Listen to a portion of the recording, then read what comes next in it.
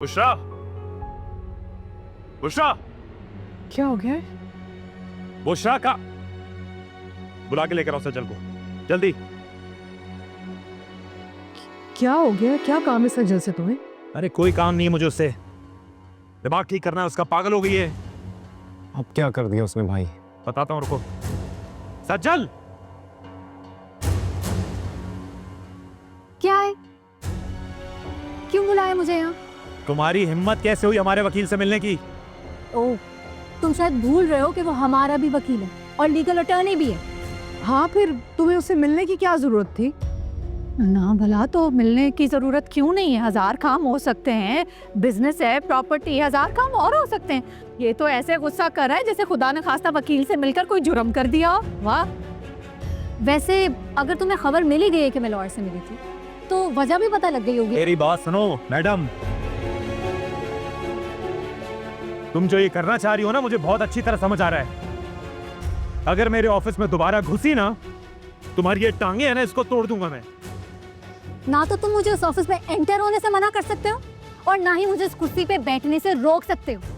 तुम ये फजूल की धमकियां दे सकते हो बस, जिनको मैं एक कान से सुन के दूसरे कान से निकाल देती हूँ। तुम चिल्लाते रहो, फाड़ते रहो अपना गला, मुझे कोई फर्क नहीं पड़ता। हाँ तो खुद ही के गले में ना दर्द होगा। तू चल इधर। मैं देख लूंगा तुम्हें। तुम्हें मैं देखूंगी। आइंदा घुसो मेरे ऑफिस में। हाँ, रोक के दिखाओ। जब देखो टांगे ना तोड़ू, मेरा भी नाम नवीद नहीं। अच्छा प्लीज स्टॉप नवीद, स्टॉप। अरे ऑफिस में वकील से क्यों बात करती है ये? अच्छा ठीक है but How dare she? We'll talk about this. Relax.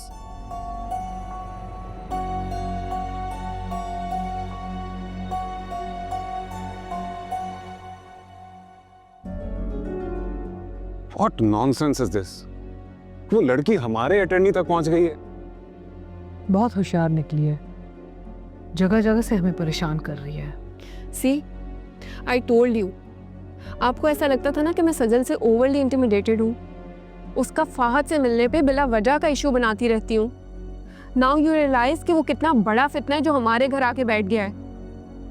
उस फितने का कुछ करना पड़ेगा मामा। आपको अंदाजा नहीं है अगर वो ऑफिस आ गई तो कितना बड़ा नुकसान हो जाएगा। है मुझे अंदाजा।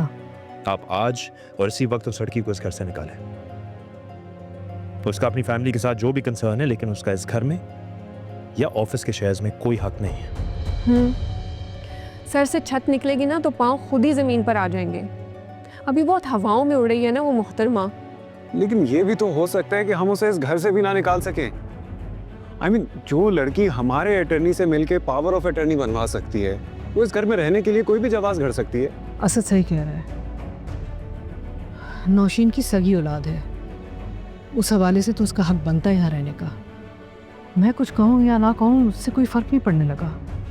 आप फिक्र ना करें मामा, उस लड़की को मैं कभी जिंदगी में ऑफिस में नहीं घुसने दूंगा।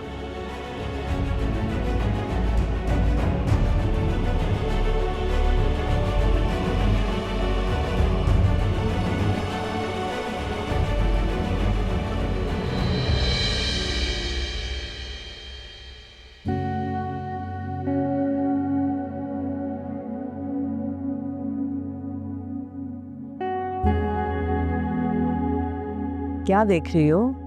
Wow, so pretty. You like it? हाँ ऑफ कोर्स, है ये इतने खूबसूरत। नवीद ने दिया। अच्छा, नवीद की तो टेस्ट है ही हमेशा से बहुत अच्छी।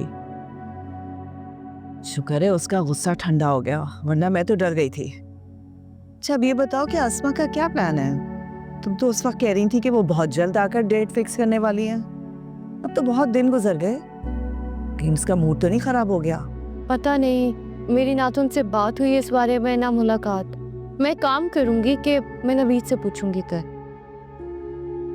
बेटा बहुत सोच समझ कर बात करना, ऐसा ना लगे कि हमारी तरफ से कोई बेचैनी है।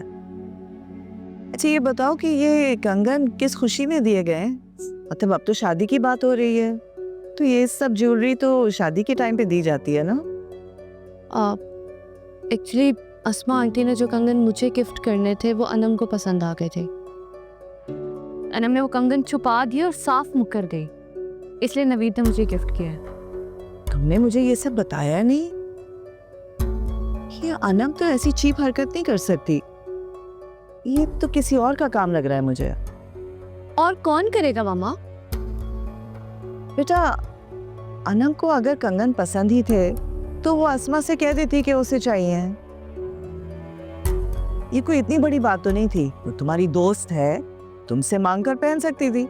मामा ये भी तो हो सकता है कि उसने ये सोचा हो कि अगर वो सामने से मुझसे मांगेगी तो वो नीची हो जाएगी, इस वजह से उसे बेहतर समझा कि वो ये छुपा दे ताकि मुझे ना मिल सके ये। देखो ज़ैनब, मैंने तुम्हें हमेशा ससुराली रिश्तों में मोहतात रहने की ताकीद की है, इसलिए कि हम ससुराल में कितनी ही एफर्ट कर लें गैर ही रहते हैं। और इस कहानी में मुझे कुछ झूर लग रहा है, शायद इसलिए कि मैं अनम को इतने सालों से जानती हूँ और तुम्हारी उसकी फ्रेंडशिप से मैं इतनी वाकिफ हूँ। मेरी तुमसे यही एडवाइस होगी कि तुम अभी अनम से बात ना करो। मैं चाहती हूँ कि शादी से पहले कोई इशू ना हो, क्योंकि पहले भी एक बार मसला पड़ चुका है ना। फिर एक दफ़ा शादी हो जाए तो इट्स नो प्रॉब्लम। फिर तुम अपनी जगह वहाँ बना लो और उन सबको उनकी जगह पे रखो। ठीक कह रही हैं आप, ऐसे ही करूंगी मैं।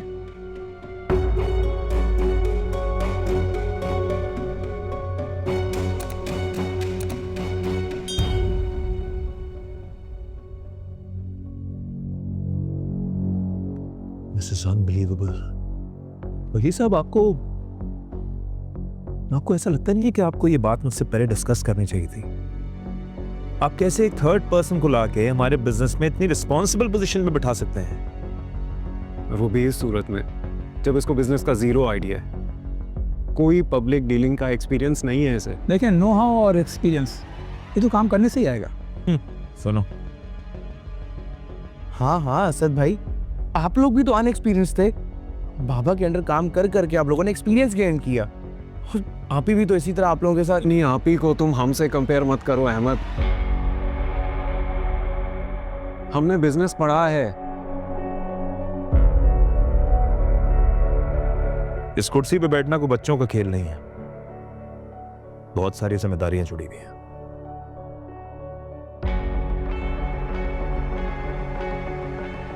और वकील साहब, आप तो ये सब कुछ जानते थे, आपको समझाना चाहिए था इनको।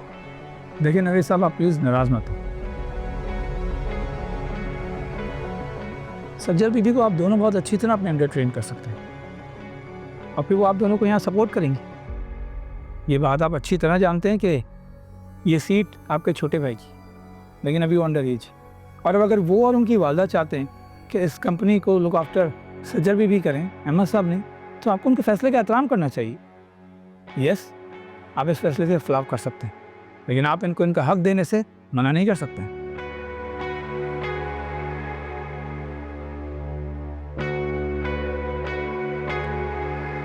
This is ridiculous.